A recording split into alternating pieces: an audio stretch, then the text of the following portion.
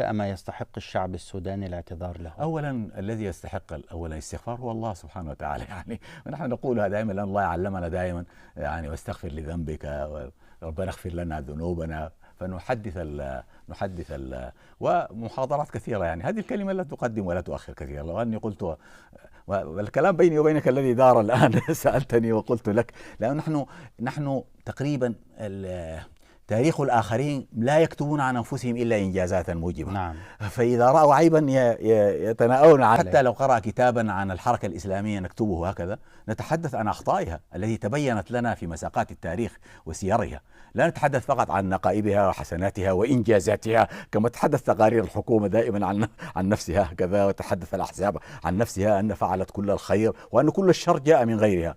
ولكن نحن لأننا مسؤولون أمام الله سبحانه وتعالى البصير بكل شيء، يعني الذي يحاسبنا يوم القيامة على كل ذرة، يعني نتحدث للناس حتى لا نحمل أو أثقالهم مع أثقالنا.